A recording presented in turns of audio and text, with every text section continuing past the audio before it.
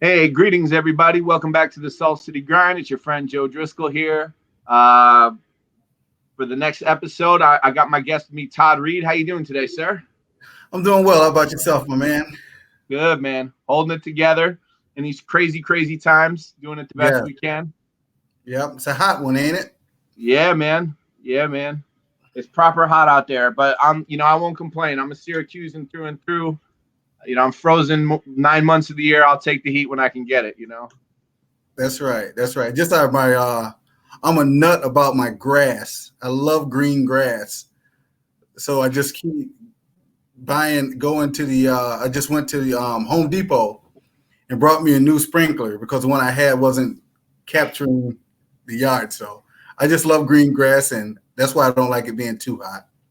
I feel you. I feel you don't want that brown grass fall off. Yeah. Yeah.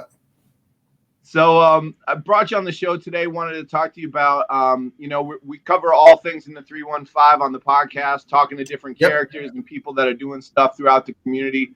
So for those that, don't know you, are unfamiliar with Access, why don't you tell us a little bit about the business you run and what Access Dental Laboratories is all about, and, tell us your business model and a general overview of the company.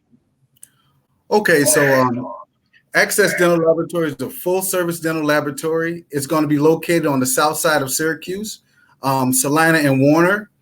Our headquarters will be in the old Sean Casey building. Access Dental Laboratory will provide crowns, bridges, partials, dentures, veneers for the dental community. So you don't come to me for a crown, denture, partial, or veneer.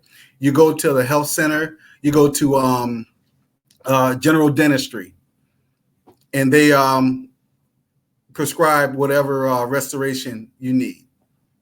So you guys do the manufacturing type stuff in your laboratory, right? Yep. So how many people would be employed in this new endeavor in this location on the south side? 50 people. Nice. Yep, 50 people. We're looking at I want let's say 8 admin, probably 30 employees, like 30 workers, and some salespeople. And we also have the building, so we're going to need grounds and salespeople and maintenance. Right. Yep. Awesome, man. And I'm looking to I want, to me, the south side of Syracuse, I'm looking for 50 Todd and Chanel's and Samuels and Eric's and Yolanda's, because they're there. It's just untapped. That's all it is. That's it.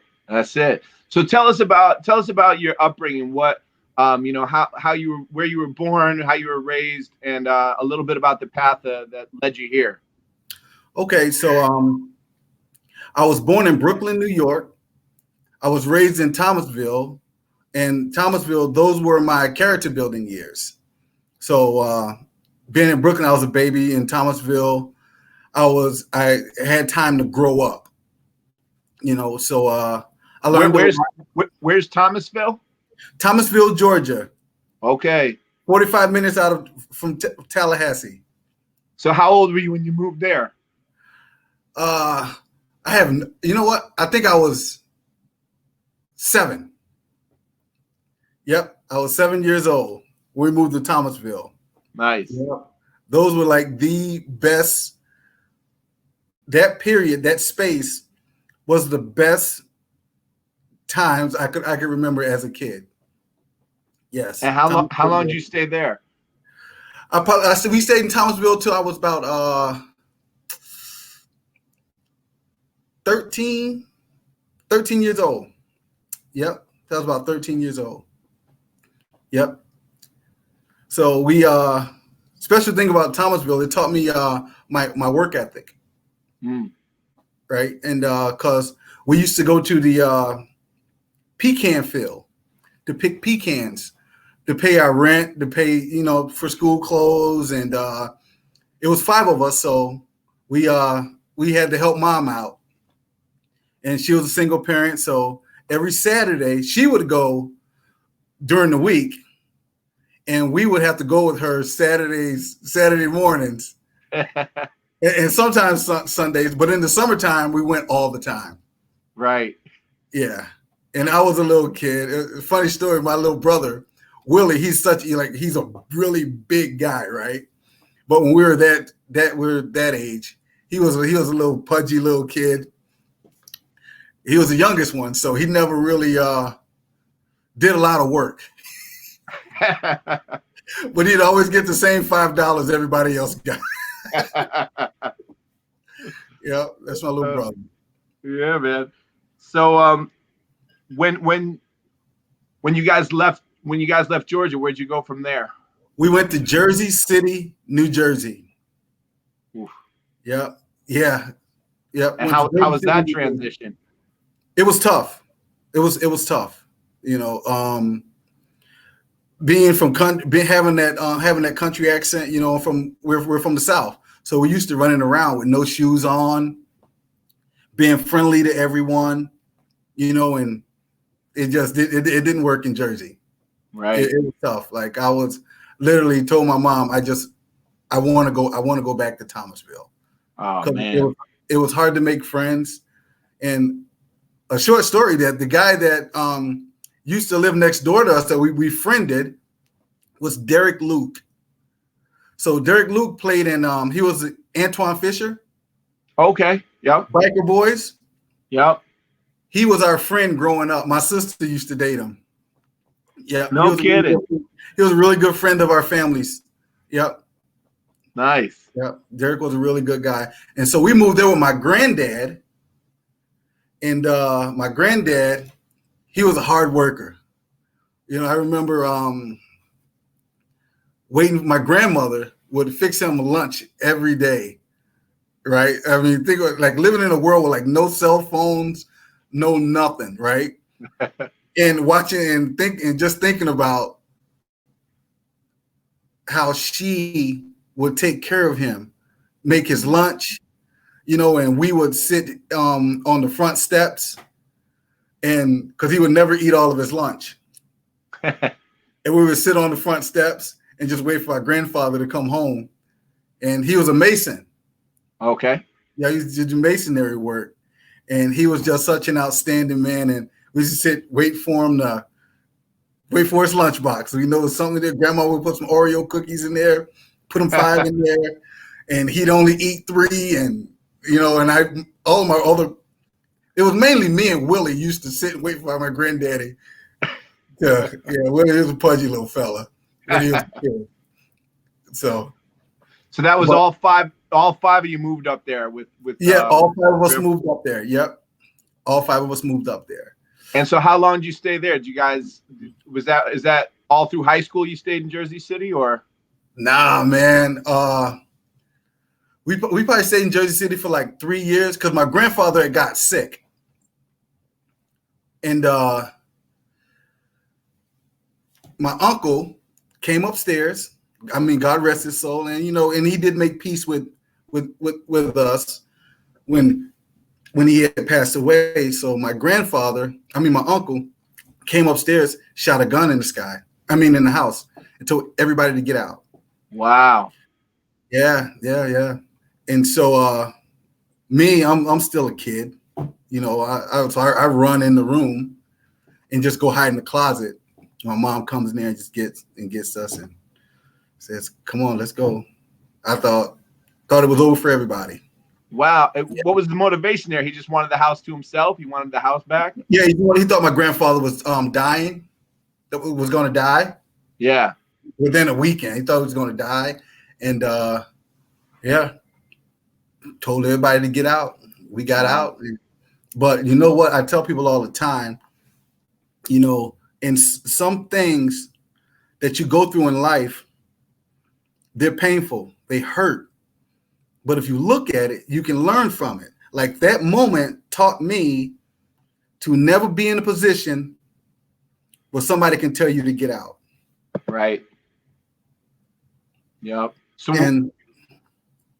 where'd you guys go from there? I mean, how'd you eventually end up in Syracuse as well? Oh, okay. So we went from there to Waterloo, New York. birthplace of Memorial Day, right? So that, bro, that was tough. That was a tough one. Yeah. Imagine going from being around nothing but Black and Latino, right? Right. To Happy Days. To Happy Days. Yeah. Richie Cunningham and the crew. Oh, it was so bad, man. So Joe, we walk in the cafeteria, right? No, here's another story. So with moving from state to state, back here moving, you get left back, right? Right. So I was supposed to be in the, so I was 14. So I was supposed to be in the 9th grade or the 10th grade. No, I was 15. I was supposed to be in the 10th grade or the 9th grade. Guess what grade I was in? What? The 7th. Oof. Yeah. Wow. Yep. I was in the 7th grade. But when we're in Jersey City, right? Everybody's tall. So you really don't think everyone looks like you, right? Right. But once we moved to Waterloo, the guy was like, he took us to that school, right? So it's funny, me and my brother Craig, we walking through the hallway. He goes, I was like, yo, why are the chalkboards like at our shoulders?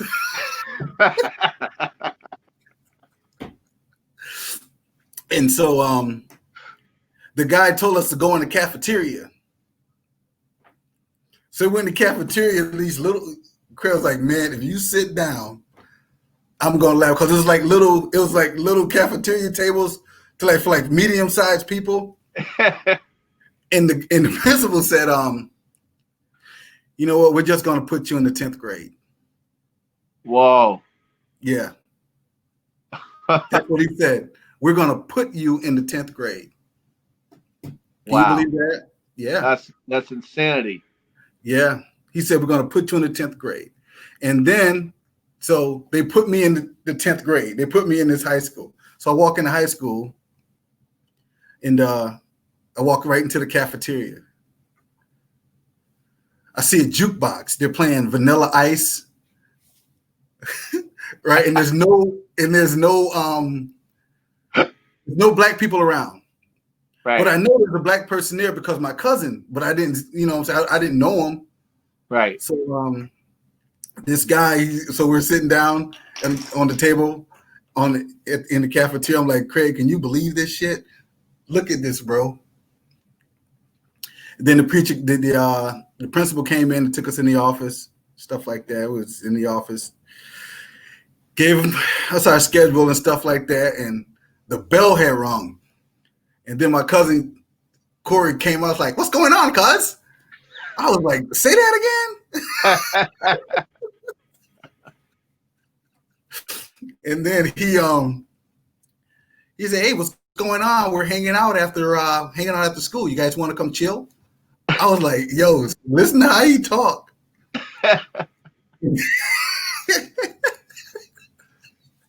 So he had been born and raised in, he was from Waterloo then. Yeah, I mean, he was all of his life. all of his life. And then so after that, the social services found us a place in Seneca Falls. We were going to move to Geneva, but Charter Homes was full. They didn't have nowhere for us. Mm-hmm. So we moved to Seneca Falls out in Peterman Apartments. And then, so moving from Peterman Apartments, it was cool, but it was just far as like out in the sticks, bro. It was awful. Yeah. Yeah, it was bad. So yeah, go ahead. And so we moved there and experienced racism like you would not believe, bro. It was bad. Seneca Falls was bad. Yep, yeah, it was bad. So we walked into town, snowing and everything, because we found out there was a rec center downtown. We can go and play basketball. And went down to the rec center. It had to be at least a 5-mile walk to the rec center. Wow. And so we walked down to the rec center, and the dude was like, we went to get in. He was like, niggas ain't getting in here. You ain't coming in here. Wow. Straight up. Straight up. Wow. He said, where you from? I said, we just moved here. He said, go back to Geneva. Wow. And then the one guy, name was Mark Skelzo. He said, nah, they live here. Because I seen him in school the other day. He does live here. And that was it. Was Mark a fellow student, or did he work at the rec center? He was a student. He was a student. And he vouched for you guys? Did you end up getting in or what? Yeah, we end up getting in there, and then we was hanging out outside just talking, because it was some cool dudes, some cool white kids there. Yeah. You know, that hung out, that liked to rap or whatever. I thought we were just cool because we had like high top fades and stuff like that. And then we became friends with them. So yeah. So that's how we got to Seneca Falls. And then how did that lead to Syracuse? Well, life happened. A lot of self-inflicted pain, because I've only been in Syracuse about 8 years. Okay. Yeah. So a lot of self-inflicted pain, having, just kids out of wedlock and just being irresponsible and, drinking, a little bit of drugs, not a lot, nothing crazy. And just life happened. And how I wound up here in Syracuse was I started to get my life together probably 2 years before Syracuse. I found out why I was the way I was. So I dissected my life. Right? So I was going to counseling, and I wanted to know why I was the way I was. Why was I having kids, and when things get rough, I'd leave. Right? I wanted to know why. And then my doctor, that my counselor I was talking to, she said that it's a learned behavior. Right? Mm-hmm. So think about it. Now we're in Brooklyn, things get rough, we leave.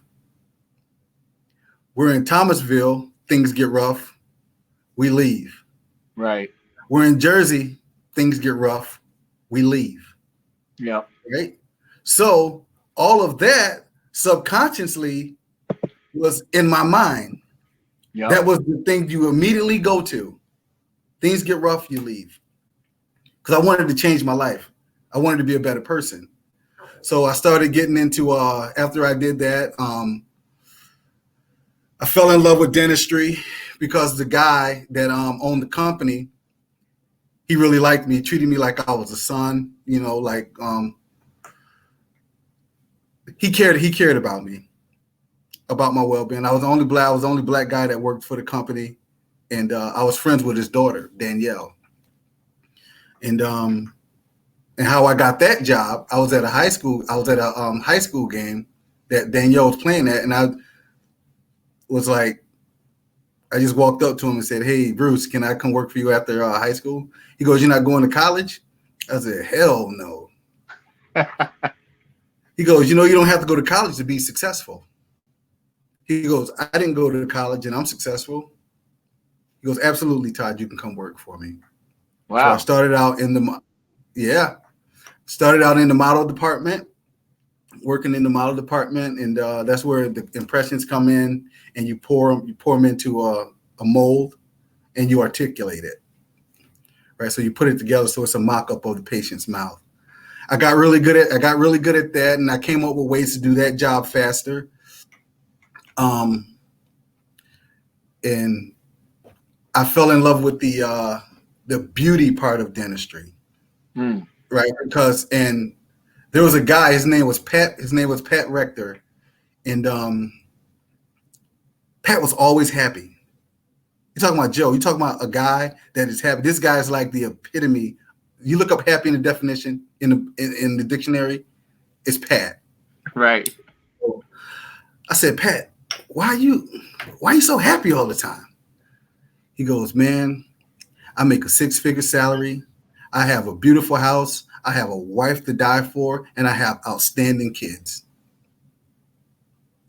And I said, and he goes, I said, and this is all you do? He had a tooth. Because I was working in the mall department and also doing like some polishing.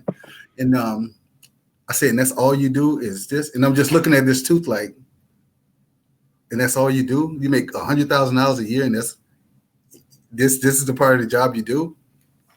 He goes, yeah, bro. From that moment forward, I was like, you know what? I want to be like this guy. Yeah. Yeah. And so, you know, like when you have goals and you hit that goal, one thing I've learned about goals, right? That if you have a goal, you better have another one after it. Right? Or you're just gonna hit a roadblock. Yeah. Right. So I fell in love with that part of dentistry. But at times I felt like I couldn't do it no more. Like I wasn't good enough. Like everybody around me was doing good because they were white. Because I would go back. It was funny that I felt that way because I would go back to the owner of the company. Like he had an open door policy. I used to go to his house, hang out with him. Mm-hmm. I was right around, drive his cars around town, like Bentleys, Mercedes, and stuff like that. I didn't drive his Bentley. He gave me a ride in it one time, but I used to go. I knew how he was living. Right. And it was, and I was like, why? I can't do it. I just felt like I couldn't do it. And then Pat turned me on to like self-help stuff, like Tony Robbins. Mm. And I got into Tony Robbins and Zig Ziglar, Dr. Dennis Kimbrough, Napoleon Hill, and stuff like that. And I started, I had the confidence to know that I built up the confidence to know that Pat wasn't better than me. He had just put forth more hours at being a ceramist than I have. So you know what I have to do? When he's home chilling, I got to be home on the internet. Right. Looking up new techniques. Right. Right. And then so I built that up. I built that part up. And I told myself, dang, man, so I'm really good at this. The rest I'm going to learn because I'm passionate about it. And then doctors started calling the laboratory and writing on a prescription, who did this crown? And they were like, Todd Reid did it. I don't want nobody doing my work but Todd Reid. Okay. Right? Yeah. So I'm like, where's my $100,000 at, man? I think I was making like $16 an hour, paying $300 a week in child support. So I needed something to fall back on. Right? And so, man, where's mine at? Nah, you're not ready yet. What do you mean I'm not ready yet? I can do what this guy's doing. Right. You know me. Where's mine? And I was getting raises and stuff like that, but I wanted like the big picture. It was like, I'm in New York, I got to drive to California, and I don't think about like the states on the way to California. I just think about California. Right. Right. You're not trying to hear about Iowa. You want to get right to California. Yeah. And that taught me patience. You know, Bruce did a really good job at teaching me patience and putting me in positions. Now he will put me in positions to be successful. It's the people, when I would leave his office, I would have to go back into the real world, which was the laboratory, which dealt with racism there too. And don't get me wrong, when I say I deal with when I dealt with racism, I'm not talking about some ignorant person that called me a nigger. I'm not talking about that. That's just an ignorant person because black people use that word too. Right. But when your manager and your supervisor say it, now that's racism because they control your livelihood. Right. Right? They control how much money you make. They control how fast you climb the ladder. To me, that's racism. Right. Because they control just a regular person. To me, that's you're just ignorant and you don't control nothing. And so let me just get you out of my space. Right. So I can and I'll just walk away. But when you're in a position of power, to me, that's racism. Yeah, you don't have the ability to ignore someone being ignorant when they control your paycheck and they control your advancement in your field. That's a whole different different kettle of fish right there. Yes, it is. And so I experienced that. And I just kept climbing the ladder, bro. Just kept climbing the ladder. I would like block it out. And you know, and sometimes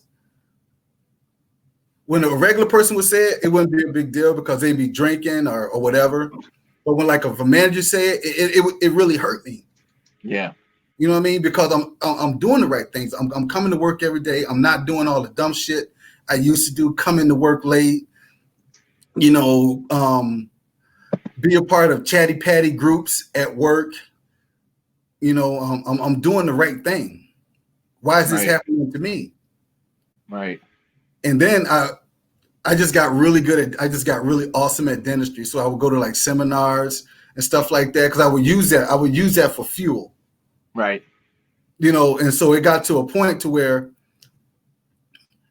it would be Pat, Aaron, and a couple more like high-end ceramists at the laboratory.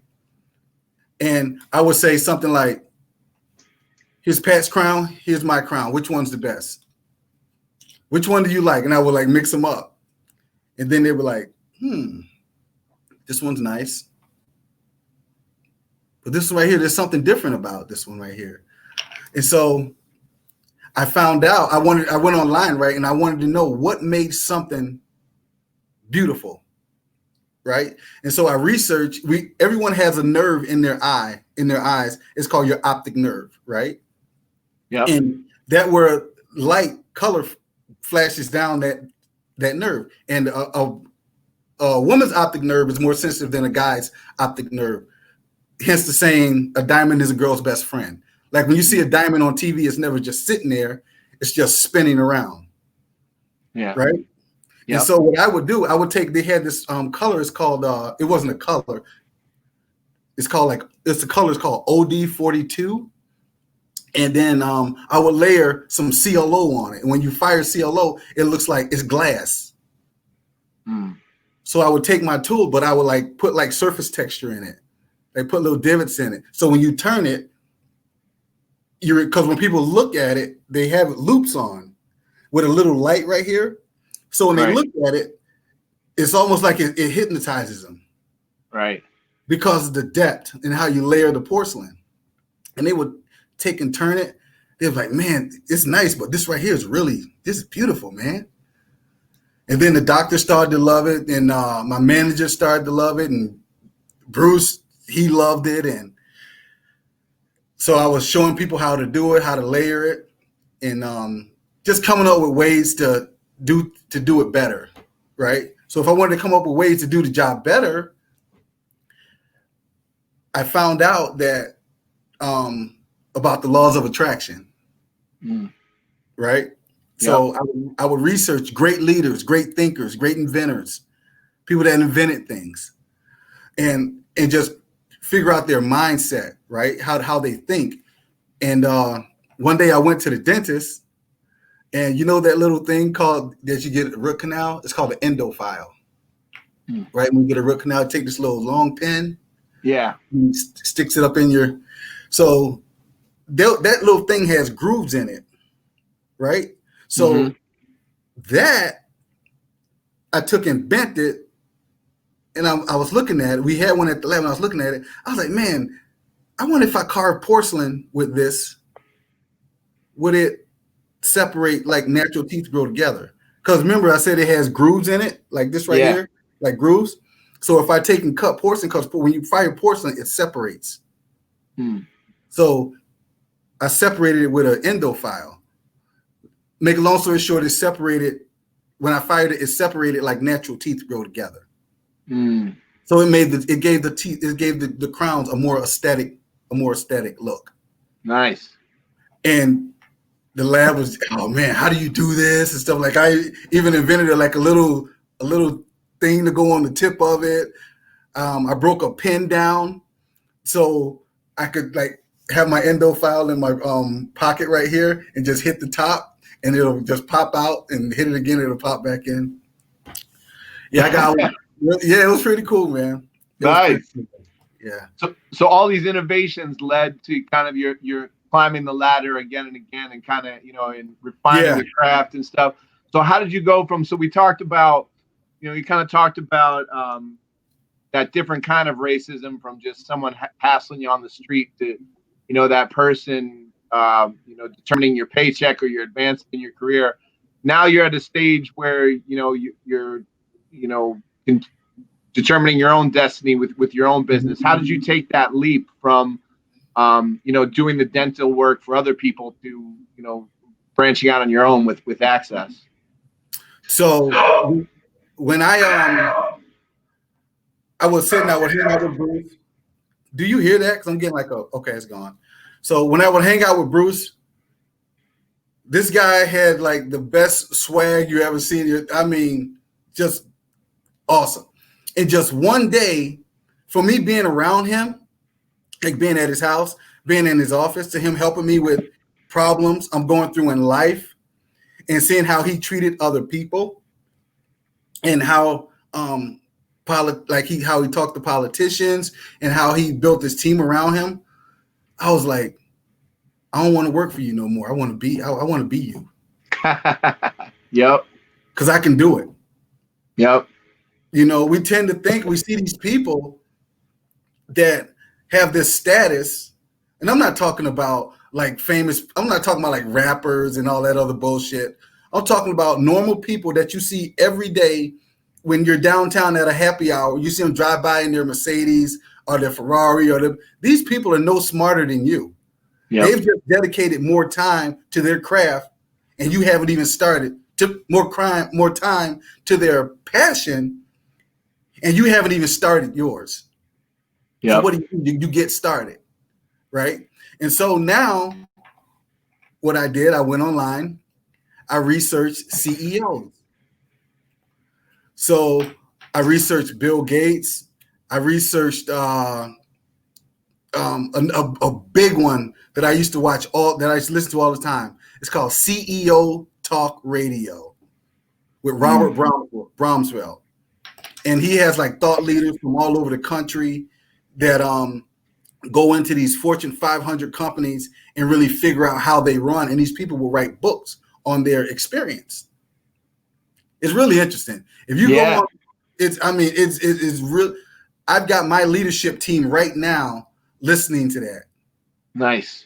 Strategies on how to build a company, how to be a leader, understand the difference between a leader and a manager, right? Yep. And a CEO. That there's levels to all of that. Like a manager isn't a leader. He's just guiding. He's guiding the ship. Yep. A supervisor is making sure the ship is running, and a CEO tells them where to go. Simple as that.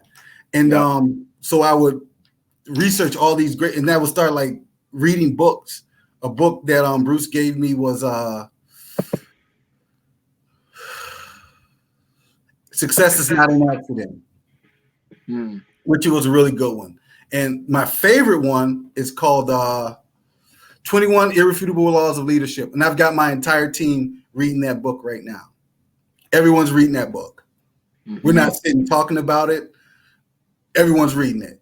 And this just like 21 laws, these are the steps that you take. And so, I really got into like, I want to be around leaders now because I want to take this to the next level. And then I met my wife. And my wife, if anyone knows my wife, she goes, so what do you want to be? Where do you see yourself? I said, one day I'm going to own my own dental laboratory. I'm going to be the president of my own laboratory one day. And I asked her, she goes, I'm going to change education. I was like, okay, Dr. Reid. She was Dr. Benson at that time, but I knew I was going to marry her right when I met her. So I was calling her Dr. Reid. And I was nervous. Oh man, bro. I was so nervous when I met that woman. Yeah. Oh man. Because she just had like a different swag. Yep. They're just different. Like I had my vision board, right? So she looked at my vision board when she came to my house. She was walking up the steps. She goes, "Oh, you have a vision board?" I go, "Yeah, you have a vision board." And she goes, "Tell me about it." So I told her about it. I go, "I want to live in Syracuse. I want my wife to be a teacher and in education." Because you ever watched that movie, Why Did I Get Married? No. Oh, I mean, trust me, it's a hard watch, but I would watch it at my mom's house because my mom loves Tyler Perry. And it's Nice. one part of the movie where the guy, Janet Jackson's teaching in the classroom, and the guy's standing over by the door waiting for Janet Jackson to get done teaching so he could take her out to dinner and stuff like that. And I thought that was like the flyest part of the movie. So I went and because I used to date white women, right? So, but that's another story. So I took that. I took that cover and I took Janet Jackson, Tyler Perry. I put that on my vision board. Okay. Right? I put a Chrysler 300 on there. I put Syracuse season tickets on there. I put a salary on there. I think I put $75,000 on that. Yeah, I put $75,000 on my vision board. And I took and put everybody that I would share this life with, a picture like my kids, my mom and my brother. And I just, like in college, how when they go like in Notre Dame, when they're walking down, they're running down the hallway, they jump up and they hit the iris thing. Yeah. I would do that with my vision board. I would put my hand on it before I went to work. It's dope. Yeah. And then, so guess what? These things started to come to fruition. Yep.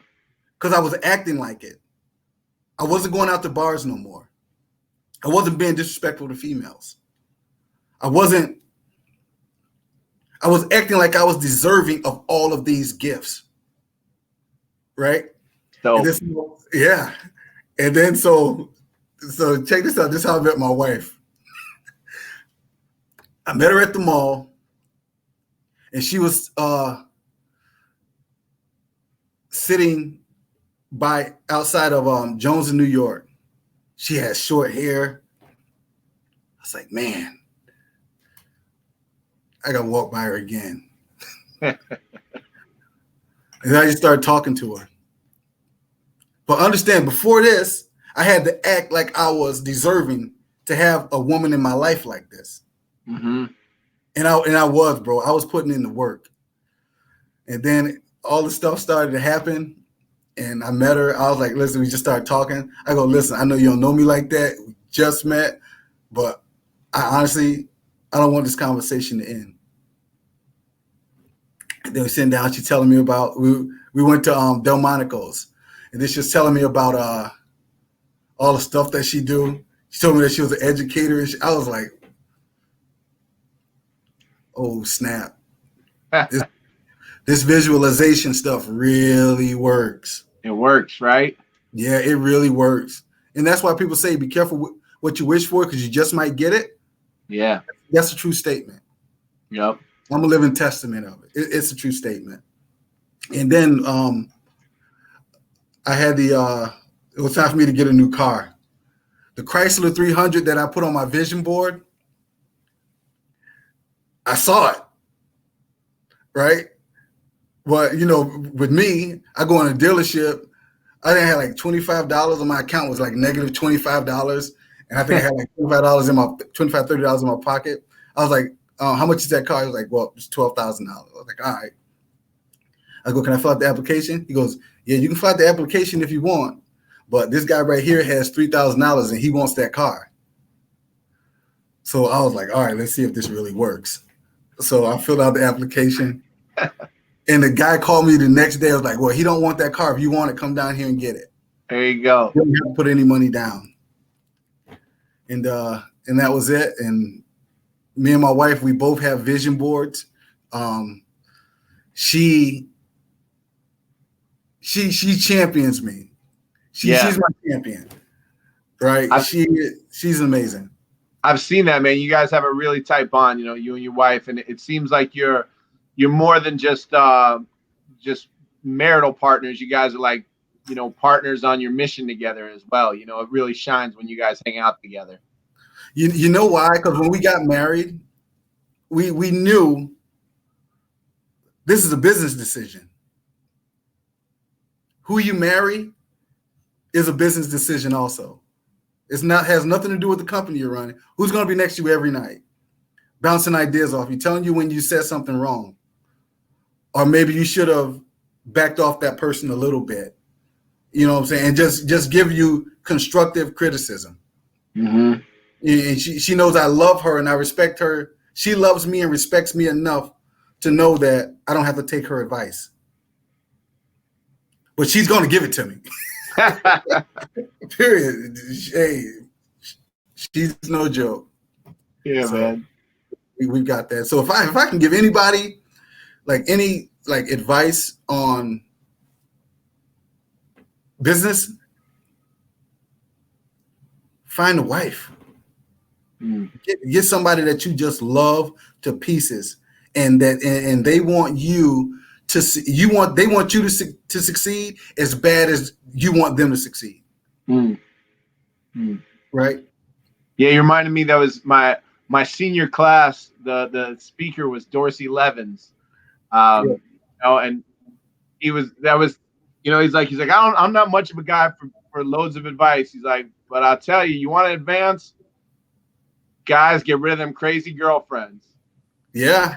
Girls, get rid of that crazy guy that's been messing your life up. Like, you guys want to succeed, find a partner who's, like you're talking about, find a partner who's going to, keep you on track and move you forward, When so before I met my wife, I was dating I was like hanging out. I wasn't like dating nobody, it wasn't in a committed relationship. And this one girl came to my apartment. She told me my vision board was a Ouija board. I said, "What?" You gotta go. No, you can't be here. Yeah, it's too much. It's been quite the ride. So yeah. So if I could bring it back a little bit, so just so I clarify, so when you went, so they kind of directly promoted you from 7th grade to 10th grade, you said, right? Or something along those lines? Mm-hmm. Do I have that correct? Yep. So how did you fare in, once you got up to 10th grade and graduate in high school? How did you, function in the rest of high school after that? After you got a direct promotion, skipping grades and bouncing all over with different education levels, did you hate high school? Did you just want to be done with it as bad, or were you still able to, find some value in the education despite all the challenges you faced? So it was a teacher. Her name was they didn't take me from they didn't throw me in a Regents class, right? Right. They tried that shit. Nah, it didn't work. So they put me in special education. I was in like the special needs class or whatever. And it was this teacher, her name was Mrs. Johnson. She was the sweetest. She was the sweetest person, man. Oh, yeah. Man. She was so nice. She was like, okay, Todd, is it A? I was like, nah, it ain't A. She go, is it B? I was like, nah, I don't think it's B. Is it C? Nah, I think it's D. She goes, oh my God, good job. Well, I mean, she was such a sweet lady. She helped me get my she was just there. She was just there, just sweet. She reminded me of my mother, so I just loved being around her. That's great. But she was just a sweet person. So she kept me going to school. She kept you. Yep. She kept pushing you through, huh? She kept pushing me through. Yep, she kept pushing me through. And then I was like with the football coach and the basketball coach, Scott Johnson, and his wife Kathy Johnson. So you played sports in high school? Yep, I played football. Yep. Nice. What position? Yep. Wide receiver, all special teams, and defense. Nice. Well, I was off, bro. I was bad. So check this out. So I was a wide receiver. So they would say like Rob means left, Lou means right. So I would get on the field, he would call a play, and he would say, Rob left cross pass. So I would like actually line up on the right side. And then the quarterback would be like, Todd, what are you doing? Yeah. And then the announcer would say, read in motion. Because I would get on the field and get nervous and stuff like that. I did catch one touchdown. There you go. I caught one touchdown, and I dropped one on the 1 yard line. And Kevin Korzeniewski picked it up and just one short move to the right is in the end zone. Yeah. So I wasn't much of an athlete. Yeah. Well, that's how I learned how to play guitar, man. I was not making any sports teams, so I found other stuff to do with my time, man. I was not the one. So tell us a little bit about, I wanted to touch on, I saw that Ricky Brown was plugging you guys recently. Talk to us about, your work with Ricky, with Certified, and with like the MWBE. For those who don't know what MWBE is and certification, how you guys did that, why it's important, and would you recommend it to other businesses? I would definitely recommend that to other businesses. I would recommend Ricky. I recommend Ricky Brown to everybody. Because he's so passionate about helping out our community that sometimes his passion, some people they look at it like, oh man, Ricky, relax, cool out. And I'm like, go get him, Ricky. Because number one, MWBE is not an end all be all, and it's not the cure, because you do have to put work in. You have to. It just puts you in a better position to succeed. Yep. As far as making sure you get contracts, making sure you're part of the conversation. Yep. That's what that means. And Ricky Brown does that. He advocates for minority businesses with a little Dr. King and a little Malcolm X and a little, he's passionate about it. Yeah. And so that's what he's definitely. Yep. Yeah. And also another person, Khalid Bey. That's my brother, man. Khalid can tell you when it was time to start the laboratory, I had Judge Thompson over here. I had the judge over here, and I said, who do I need to talk to? He goes, well, where you want to put it? I said, I want to put it on the South Side of Syracuse. He said, well, you need to talk to Khalid. And my wife interviewed Khalid, and Khalid was like, yeah, brother, I'll be more than happy to help you out, kind of guide you along, stuff like that. But before I told him the plan, he came over to my house, and we went for a ride. So he went on like a field trip so I could show him my dental journey. I took him to a place I worked at, and it was a mobile home kind of like thing. Then it got expanded. We grew out of that.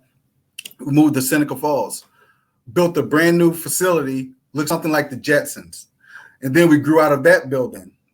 And then bonded and refurbished a Walmart. And the business was recession proof. So I kind of showed them how I grew and how the company grew. And I also took them through Seneca Falls and explained to him how Seneca Falls was a ghost town. There was like a clothing store when I moved there, a TV store, a furniture store, and a bunch of mom and pop spots. Yeah. And they were dormant for years, right? Bonnadent moves to town, and Bruce starts his company. It's called Revitacor. So he starts revitalizing downtown Seneca Falls. Right? Yeah. And so I'm a part of it. You know, like I'm going down there on the weekends and I'm helping revitalize downtown. And, you know, and some days I didn't want to go, but I had to go. So that's why you cannot tell me we can't do the same thing on Salina Street. I've seen it done. I've seen it done. The people that know better than the people over there. Yeah, we have our problems. Yep. We got good people over there that are willing to help. I mean, look, I mean, the marching can be kind of like, you know, tiring at times, but look on Facebook today. There's people cleaning up. A group of kids, 18, 19, 20, 21, 23, they're cleaning. Yep. So when I see that, in my mind, I'm visualizing them putting up store signs, them walking down Salina Street, cleaning up Salina Street, helping revitalize that area. It can be done. Yep, it can be done.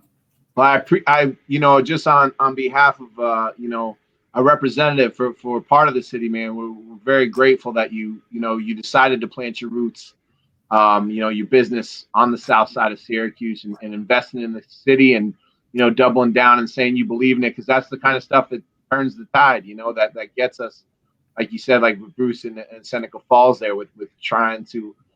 So what would you think? Any thoughts on, you know, obviously you're it's a crazy story, your life story. I think we only touched on.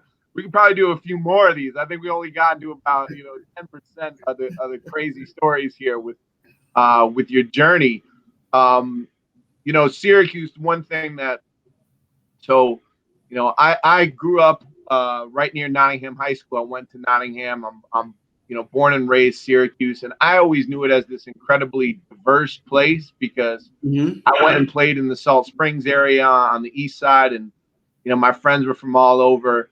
And I was kind of shocked when I grew up to realize, that we're number one in concentrated, segregated poverty.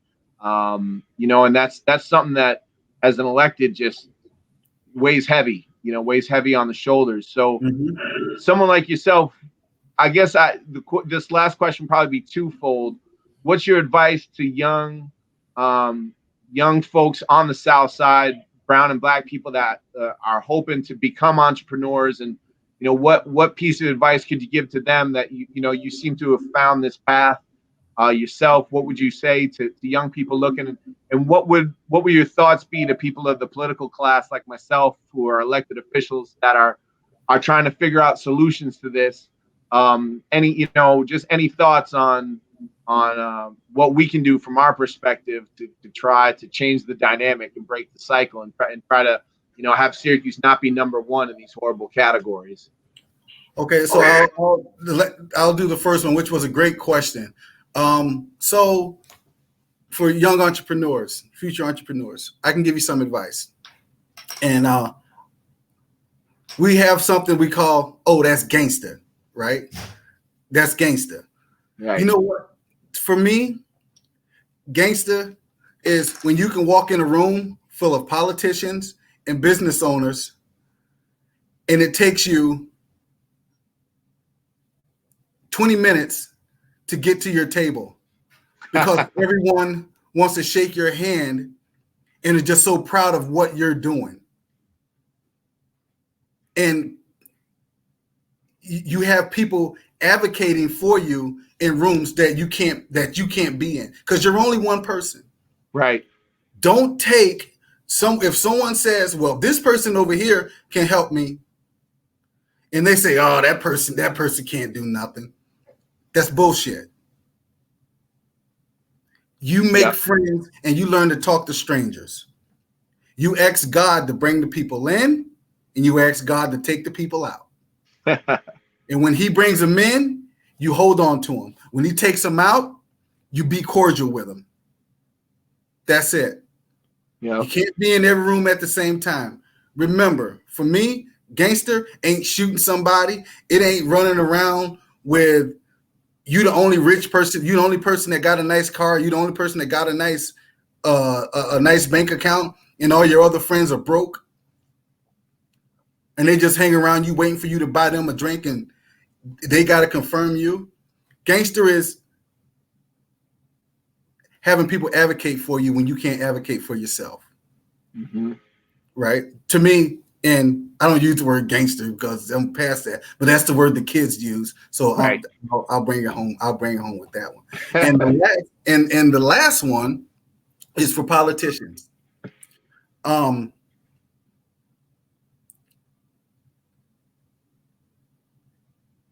One black person don't speak for everybody. Right? Mm-hmm.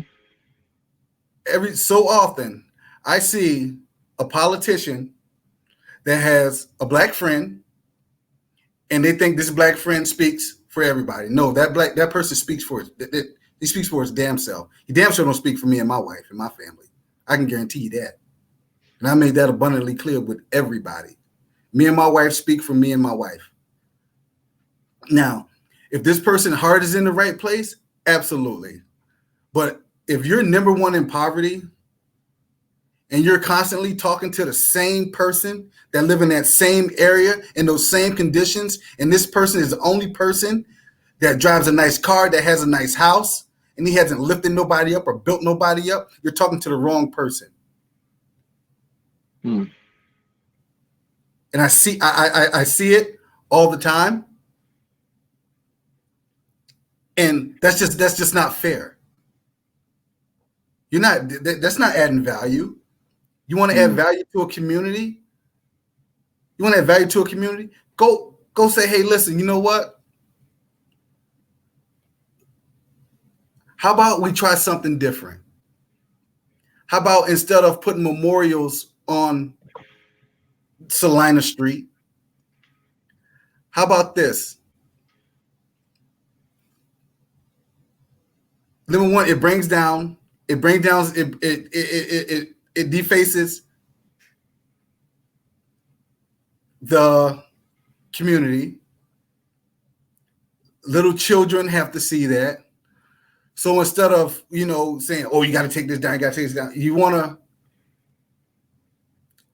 people to understand that little kids have to see that. Going to the store. And maybe if it was heard like that, people would have more understanding. I get it. We all grieve different. You know what I'm saying? The loss of a loved one is tough. But in order to make change here in Syracuse and change anywhere, sometimes it's uncomfortable, bro. Yep. And that's what the politicians, you can't be afraid of what someone in the community is going to say. You can't be afraid of that, because what you're doing, you're not doing it for yourself. You're doing it to better the entire community. So don't say, well, last time I went over there, I tried to talk to this person, tried to talk to that person, and the whole neighborhood just went nuts. You got to understand that you have to talk to them like they're human first. Come at them with love. And when you come at them in love, I guarantee you'll get love. You'll get love right back, or at least you'll get the same level of respect that you just exhibited to that person. Yeah, that's a good point. When that is such a political thing nowadays. You wouldn't think of it if, in the other perspective, you wouldn't think of one white person speaking on behalf of all white people. The mere concept would make people start laughing. You're like, I'm speaking for white America. Like, well, which white America are you talking about? You talking about the 65-year-old ladies that are looking out their window, or you talk about the 20-year-old folks. But at the same time, we have one, African American pundit or whatever it is. We think that we can say, that's the voice of the people, or that represents everybody's opinion. And you got, same with any other race. You have a diverse group of people with a lot of diverse opinions, and you gotta take that into effect. Definitely. Mm-hmm. So with all the we try to keep these to about an hour, brother. We wrapping up. Believe it or not, we've been talking for a whole hour. It's gone by fast, man. You got some stories, bro. Oh man, thanks. Yeah. So anything you want to leave us with? I mean, it's a crazy time right now. We got COVID. We got, situations with the police, the economy, everything. Any final thoughts for the people out there? How's COVID been for your company? How you guys been coping in these times? Has it has slowed things down because it's kind of hard to go to the dentist and say, hey, hi, my name is Todd Reid. You know what I'm saying? I'm president of Access Dental Laboratory. We're a startup. We'll be on the South Side of Syracuse. So now I can't do that. I can't, because they're controlling who comes in and who goes out, stuff like that. But as far as like the cabin fever and stuff like that, hey man, just spend some time with the family, man. Enjoy it. We have a quarantine couple. I think every couple has one, a quarantine couple. Yep. Yeah. So that's pretty much it, man. Just learn your family. I mean, I've learned a lot about my daughters since they've been home. And I realize my wife, she is Superwoman because she's been busier since she's been home with her company also, Access Global Group. Yep. Love it, man. Well, hey, brother, thank you for coming on and spending the time with me. I really appreciate it. And definitely going to be reaching out to your wife, too, because I know she'd be a great guest to talk to as well. Yep. And you're rooting for our boy Francis Cano, right? We got to see how Francis does tonight. Come on, man. You got to get out there and vote. Yep. If folks haven't gotten out to vote yet, make sure you do it today. It's polls don't close till 9 o'clock, but get out there and vote today if you can hop into the primary. And Todd, thanks so much for all you're doing for the community, man. Thank you guys for deciding to invest on the South Side of Syracuse, and thanks for all your work. And thank you for coming on. And hopefully we can catch up. Hopefully they'll come with a vaccine soon, and you and I can hang out in the flesh sometime soon. Sounds good, bro. God bless you, man. God bless, brother. Take care. Send my love to the family, okay?